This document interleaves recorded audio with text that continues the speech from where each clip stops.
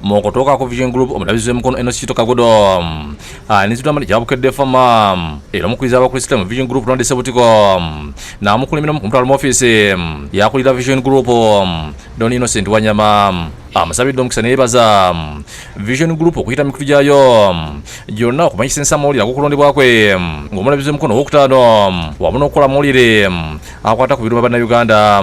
Bannange zantunda nnyo era n'omukolo gwaffe gwali gwa kitiibwa nnyo kubanga buli muntu yamanya, tewali yeekwasa nti teyamanya, era kwe kujja okubeebaza ti bannange mwatukola bulungi. Omulabizi nga badde awerekeddwa akaweereza b'obulabizi asizire mu nsisinkano eno n'asaba Wanyama okubigatta ku mulimu gwe baliko ng'obulabizi bw'emikono okunoonya ensimbi eziri mu 900 nga zino za kuzimba lutikka empya y'obulabirizi egenda okutuuza abantu abasoba mu 4,000. Tuba na activities nga tusaba babeere nga batubeera kubanga balina obukugu bungi obw'okusaasanya amawulire, okuleeta okumanya, kubanga jya bategeeza okumanya bugagga. Mukwanukula Wanyama yeeyamye nga Vision Group egenda okukwazizaako obulabizi bw'emikono okunoonya ssente ez'okuzimba lutikko.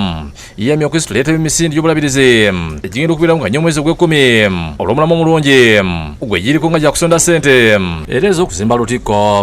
Beyond being fit, run for a very worthy cause, which is building the Lord's house.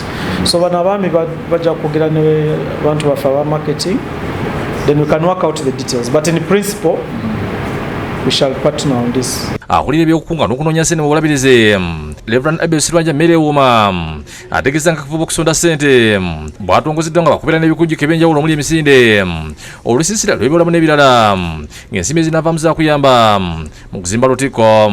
Obumbi obusoba mu 9 bwe bugenda okukola omulimu guno gufaanane nga bwe gulina okufaanana.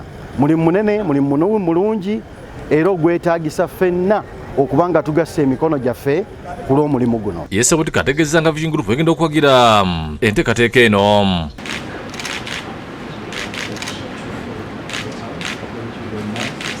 Tujja kukunga abantu basobole okuleeta ssente ezinaasobozesa bannaffe bano okutandika ku mulimu ogwo ng'ate bagenda mu maaso n'okunoonya paka lwe banaweza ensimbi obuwumbi 9 bwe beetaaga. Oluva omulabizi Kagoda alambudde emirimu egikolebwa ku kitebe kyaffe gyasinkana n'omukunganyi w'okuntiko mu Vision Group Babula Kayija. Oluva alambudde ebitongole ebirala by'amawulire omubadde we tukolera akataliiko nfuufu era n'atusabira omukisa.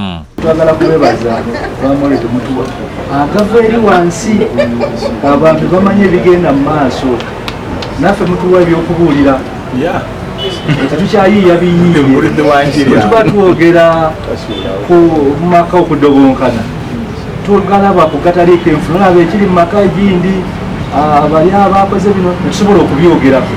Javani Kibirige yakusakidde gwe mu Kulabukedde TV.